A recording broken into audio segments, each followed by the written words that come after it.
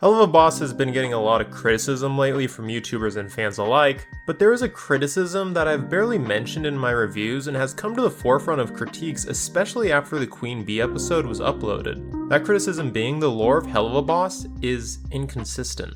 Now, I'm not going to pretend I am a lore analyst when it comes to Helluva Boss or Hazbin Hotel. Still, I am willing to at least try to replicate the absurdity that is Vivian's mind and come to a conclusion on what the reasoning behind some of these inconsistencies could be. Firstly, Tex and Bee's relationship. For those of you who don't know, each of the 7 deadly sins has a demon manifestation on each ring of hell. So far we have been introduced to Asmodeus, who represents lust, Beelzebub aka Bee, who represents gluttony, and Mammon, who represents greed. The sins are some of the most powerful beings in hell, putting them near the top of the hell class hierarchy. Meanwhile, imps are near the bottom of the class hierarchy, with only hellhounds being lower than them. We know that the intermingling of those higher in the societal hierarchy and those lower on the hierarchy is frowned upon, as we see when Stella finds out that Stoll slept with an imp, and when he is publicly humiliated for having a date with Blitz. So one of the deadly sins openly dating a hellhound like Tex should be a big deal, and yet it is hardly even acknowledged. Luna doesn't question it, the partygoers don't question it, and there's not so much as a confused glance by anyone when Tex and Bee are being affectionate together. There have been many theories as to why this is, with many coming to the conclusion that Bee is simply a rebel, which is probably true since we get this line. She says I'm a total jackass for trying, but hey, I'm proud to be a total jackass. But something I haven't heard anyone mention is the settings both Stolas' and Bee's relationships take place in. Stolas' relationship takes place publicly in Aussie's, which is a high-end club that only those with the money and foresight to make a reservation would frequent. One of the sins resides there, and 2 of Hell's biggest celebrities perform there. It's not a far cry to say that the patrons there would heavily judge Stolas, who is royalty, for going on a date with a lowly imp.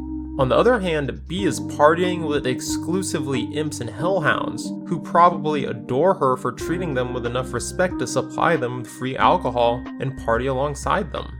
It's left unsaid whether Bee's relationship with Tex is supposed to be kept a secret, but with how she treats all the partygoers, I don't think anyone would have any reason to leak their relationship to the press or judge her for daring to date one of their own kind.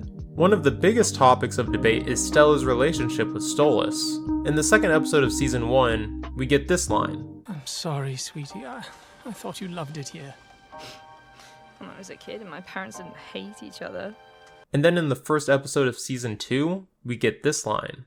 I would feel bad if I hurt you, but we both know I didn't do that. You and I were arranged for one reason, to birth a precautionary heir to the Goetia family. Nothing more.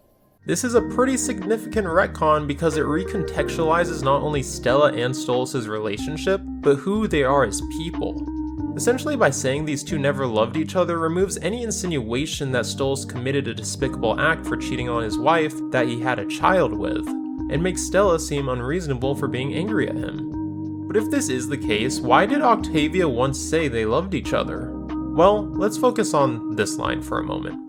The only reason I have endured your constant insults and cruelty was for that girl to have a normal life. If Stolas really was trying to make the relationship work, then it's safe to say that he at least acted like he loved Stella, especially in front of Octavia when she was younger. Octavia, being a child and not knowing any better, would believe this facade was reality, since she had no reason at the time to believe that Stolas and possibly Stella were pretending to love each other. As for Stella, it's hard to say how much effort she put into raising Octavia, but if she was sincerely involved in her upbringing and wanted to make Octavia hate Stolas like she does, she more than likely would have trash-talked Stolas to Octavia at some point, shattering the illusion that they love each other. So it's safe to say that Stella never really cared or was interested in Octavia enough to try to raise her to be like her, or for some reason, not known at this point, Stella put up an act to act like Stolas did. The last one I'm going to mention is that Moxie was born in Wrath, but grew up in Greed. There's almost no good reason for this change, and the writers almost definitely forgot this piece of Moxie's backstory, but let's humor this decision, shall we? Having Moxie be from Wrath was supposed to show why he's a natural killer, since Millie, like her family, and Stryker are all from Wrath and all excel in violence. But the thing is, Wrath isn't a very sophisticated place. It's essentially a circle of hell that is like Mad Max, or Texas, but the writers needed a reason for why Moxie is so well-mannered and cordial, while the people of Wrath definitely aren't. So by changing Moxie's upbringing to Greed, where he could be raised in a more sophisticated environment, that would explain how we got an imp that is as formal and as violent as he is. Now that we have justified some of these writing decisions, does that mean that they aren't as bad as we thought? No, not at all.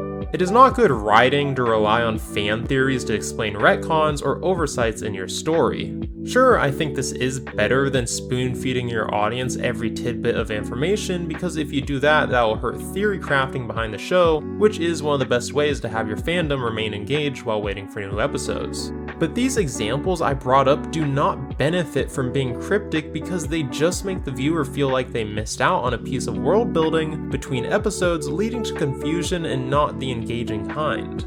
Annoyingly, all the examples I brought up could have been easily solved with just a throwaway line from the characters associated with them. Luna, when realizing that Tex is dating a Sin, could have said, "Oh, you're dating a Sin?" And Tex says, "Yeah, I don't like bringing it up, it just leads to a lot of questions, but don't sweat it, everyone at this party already knows and everyone is chill with B, so nobody rats us out."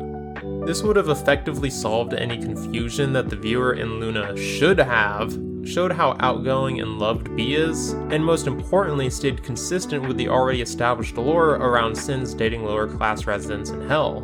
Now onto the big one, Stola and Stella's relationship. Now if you were to ask me if I liked the retcon between Stella and Stolas, it would be a resounding no. I really like the idea of Stolas giving into lust and being a huge part of why his life is in a downward spiral. It would have given him a chance at a redemption arc to try to fix his family, but doing so while not becoming complacent in a relationship he doesn't enjoy anymore, and coming to terms with Stella that he does not love her anymore, but that he's still sorry that he hurt her and will try to redeem his mistake by being the best father he can be to Octavia during this turbulent time. But of course, that's not really what's been happening. Stolas can do no wrong, and Stella's a one-note character.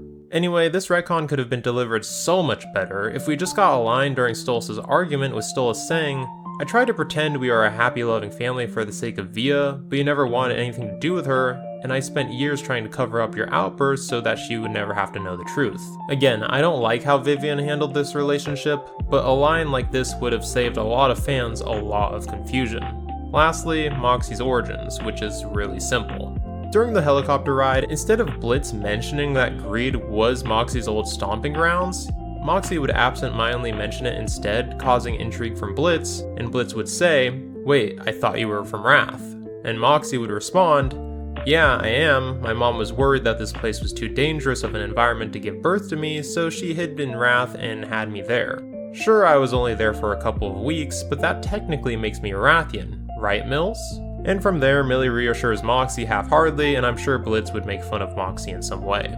This shouldn't even have to be a thing that has to be discussed, because good writers clarify these plot holes in their shows, not on Twitter. I'm really hoping that Vivian and Adam learn from fans' confusion and debating to pay more attention to the world they made, and make sure that writing like this doesn't bleed over into Hazbin Hotel, but in Helluva Boss's defense, I'm sure it can be easy to overlook some details when it takes literal months to make an episode, especially when the person who leads the team is simultaneously working on another show. I'm not giving either writer the benefit of the doubt here, this is sloppy writing, plain and simple. And I genuinely want the series to at the very least respect its own world building moving forward, because the fans deserve at least the bare minimum in writing quality.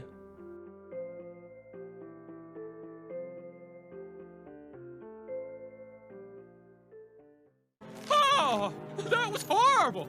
Your wish is horrible! You're horrible!